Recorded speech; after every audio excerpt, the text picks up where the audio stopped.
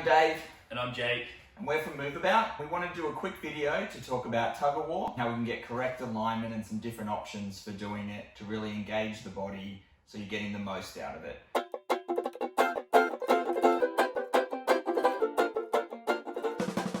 This has come up recently in our clinic when we've been talking about using correct form. A lot of people send home tug-of-war, push-a-war, different activities. And if the kid's not doing it in a good posture, it really impacts the value of the activity they're doing. So we have a general rule in our clinic. If it looks like rubbish, it probably is rubbish. So if you're doing tug-of-war and the child's posture doesn't look good, then it probably means that the input you're getting isn't worth doing it. It's not engaging the right muscles, and the heavy work's not going to be heavy work supporting their regulation in the sensory diets. We're going to go through what good posture might look like in a tug-of-war and a couple of different ways to do it, and then also look at what bad posture might look like that you need to adjust what you do. So let's have a quick round of tug-of-war, Jake. You grab that. Yep. We'll start from here. So when we're doing tug-of-war, we want to be engaging front and back muscles together so that they're both engaging. That's called co-contraction. You're going to see that if you get a nice C shape in the body. So if they've got nice bent elbows, and bad form would be if I'm pulling too hard and or one of us is really. So Jake's doing bad form there. Pull it in, Jake. Where he's really just pulling it in and using his body rather than engaging his arms, might use the extremities. And then I'm also reaching straight out and locking my joints. Even if I'm pulling there, that's not really engaging those muscles either. So we want to make sure that we're engaging. So let's go, Jake. So we're both really engaging it in. If Jake starts to pull in like that because he's really cheating there, I might just give it a little shake to try and break that up. If I then go too hard and he goes back and locks his joints, I can also give that a shake. And it's really, keep going, Jake, really about getting the right amount of resistance so that he engages the muscle. So when we're doing with the child and we see their arms go straight, we've made it too tough for them. So you might want to give it a shake to break up those locked joints and get them engaging their muscles. And then you're going to have to find what is the right, it's like breaking a safe, what is the right adjustment to get them to activate those muscles and maintain that. The other thing I find with a tug-of-war with the child is I never get to a stalemate. So we're usually not doing this where it's not moving. That is good the way we're doing it, but with kids, often they'll cheat or they'll give up.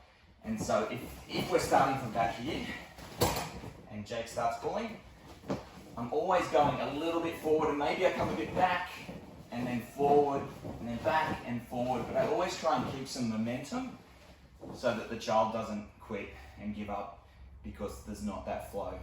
All right, so what have we gone through? We've gone through, it looks like this.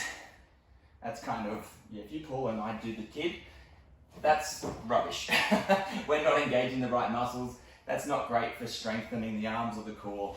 That's not great for heavy work. And same thing if I'm doing it like this, or if we're doing it like this,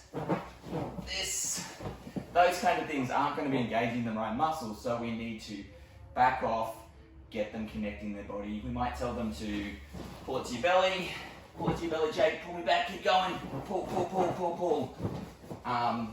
But we don't want them cheating. All right, other ways we can do it is with two hands.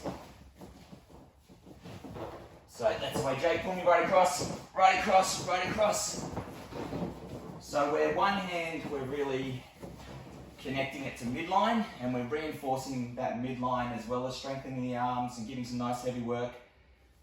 We can get those two arms working together, and that's another way of working on that bilateral piece. And you don't have to just do it with a rope. In our clinic, we often use one of these. This is a bungee cord, like it's bungee cord. Bungee material.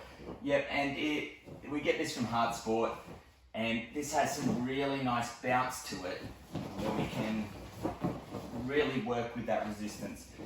Even around the house, you can just get an old towel. We can roll it up. And if you've got no rope or anything else, we can use that. Basically, the gist of it is, if it looks good, we've got that nice gentle C where they're engaging all their muscles, that's probably good. If they start to cheat and it looks like rubbish, then the input is rubbish. And so play around with the amount of resistance you're doing so that you can get it right. Well, that's it for today. Thanks for joining us. Make sure you hit the red subscribe button so you don't miss out on future videos. And we'll come back really soon with Push-a-War.